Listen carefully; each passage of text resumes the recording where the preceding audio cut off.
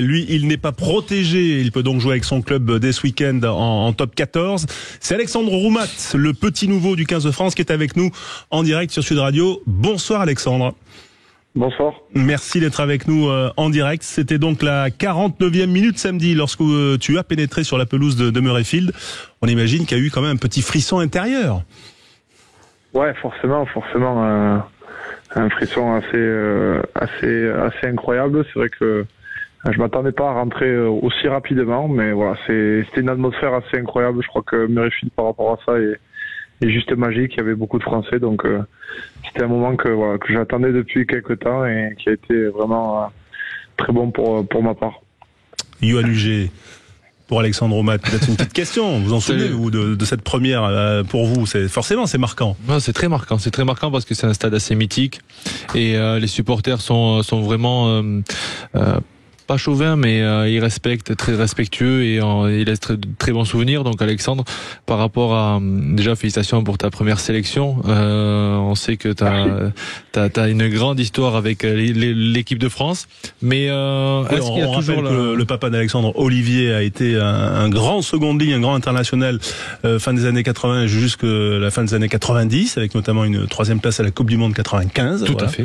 Mais je te laisse. Mais je voulais juste savoir, au-delà du terrain, je sais que le match était très serré, donc tu as très peu de temps pour apprécier l'entrée, ne serait-ce que 10 mètres. Mais est-ce que la tradition se perpétue pour les nouveaux pour l'après-match?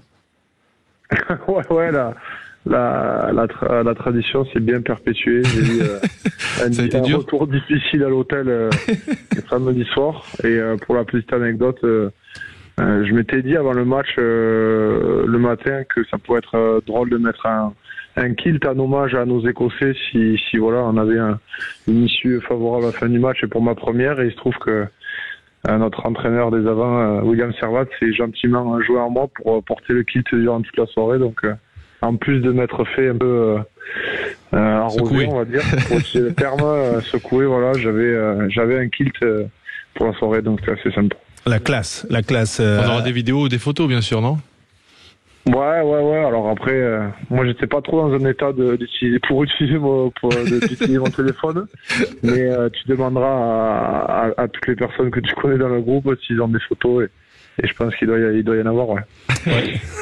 Le fait d'évoluer en 2e ligne, Alexandre, puisque tu es rentré à un poste qui n'est pas le tien, voilà, tu es 3e ligne. Est-ce que ça a un peu perturbé ou pas, ou pas perturbé, mais en tout cas entaché un peu le plaisir, parce que c'est pas évident, j'imagine.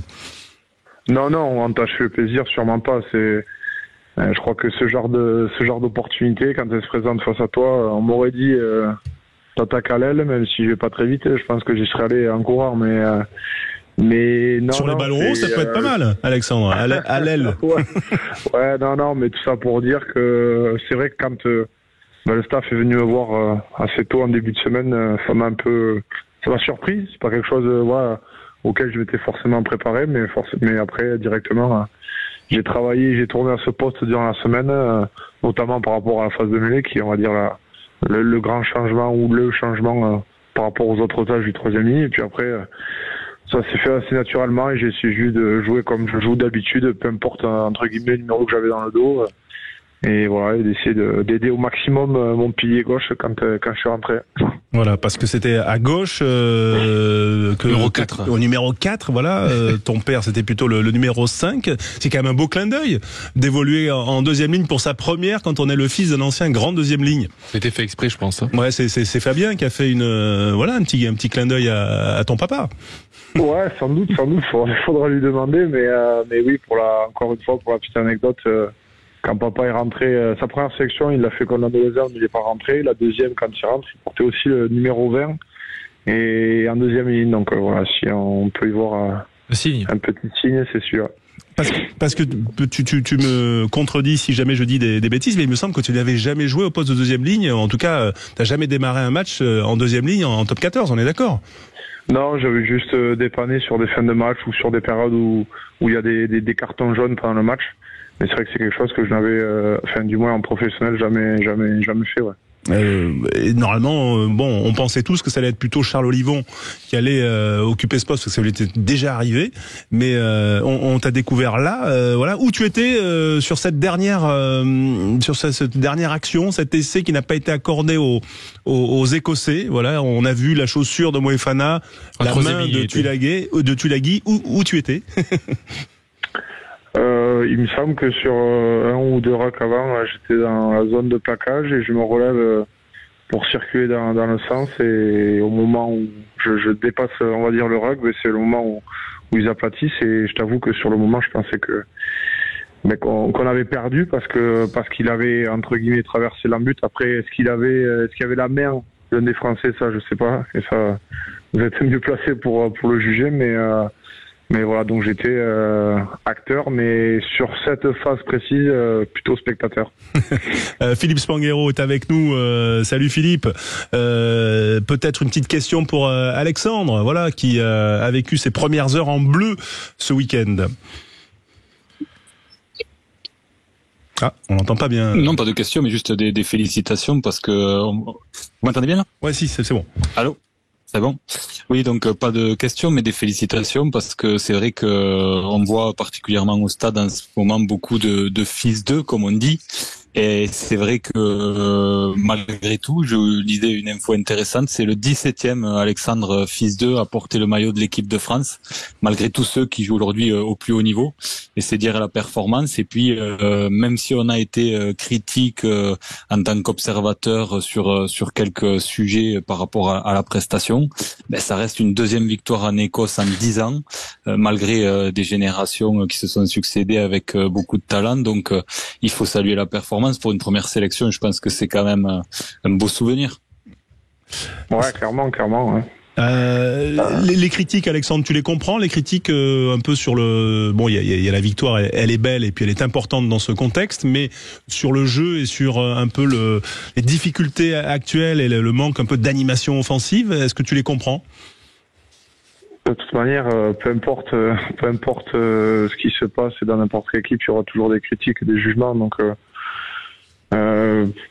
pour être honnête, j'ai pas revu en détail le match. Donc, c'est vrai que de l'extérieur, c'était pas forcément le match où l'équipe de France a le plus joué, ça c'est sûr. Après, je crois qu'au vu du contexte assez compliqué qu'il y avait suite à la défaite face à l'Irlande, le seul objectif était coûte que coûte de gagner. Donc moi j'arrive là, ma première sélection, je vis un moment incroyable, je gagne.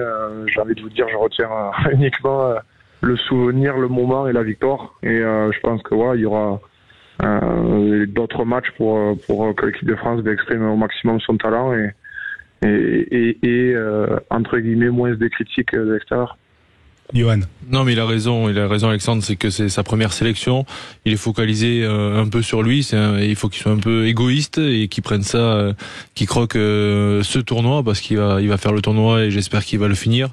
Et les critiques, elles sont pas envers lui, et lui il démarre, il commence à mettre un pied maintenant dans cette machine internationale, il voit comment ça se passe au niveau des médias, et il faut qu'il ait beaucoup de recul, et surtout c'est aux autres à protéger les nouveaux qui rentrent comme Alexandre. Et Nous le kilt, bien entendu.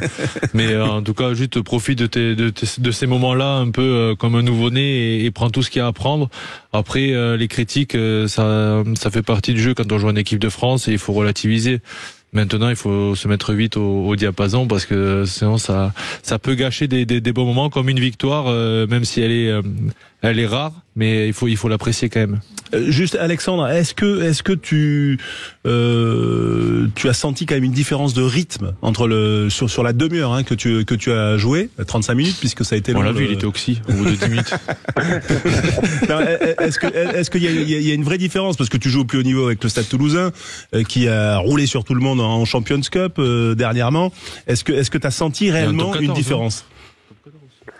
Ouais, clairement, ouais. Il y a une sur la période où je suis entré, il y a une différence. Je crois que la principale différence, alors après, c'est dur de comparer le Stade Toulousain parce qu'on joue aussi d'une manière différente, mais je crois que je suis rentré sur une ou deux mêlées qui ont été refaites, et après il y a eu une séquence assez longue entre jeu au pied, 2-3 temps de jeu, ça retaper. Enfin, Et je trouve que là où il y a une énorme différence, notamment par rapport au championnat, c'est cette capacité à, enfin, au niveau international, c'est d'enchaîner les tâches entre guillemets ingrates et le faire longtemps et le plus possible. Et c'est vraiment ça la grosse différence. On va dire que tu as 2-3 ballons pour t'exprimer, sauf les charnières par exemple, mais t'as peu d'actions, on va dire,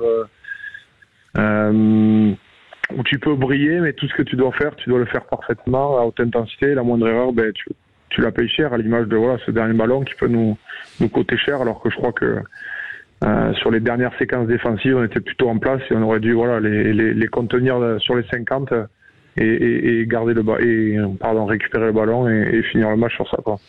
C'est vrai. Bon, alors on te souhaite un bon tournoi, Alexandre. Oui, parce que quand on y a goûté, on veut y rester. Ouais, forcément. Cette semaine, comme vous avez pu le dire, je serai à disposition du club et j'espère dès dimanche soir pouvoir revenir dans le groupe et essayer de continuer ma petite histoire. Ouais, cette petite histoire qui est amplement méritée. On est très content et vraiment c'est sincère parce que c'est un joueur exceptionnel quand même, Alexandre. Enfin, un profil, une dextérité ballon en main, une agilité qui, pour son gabarit, est assez rare. Et donc que le talent soit récompensé au plus haut niveau, nous ne pouvons que nous en réjouir.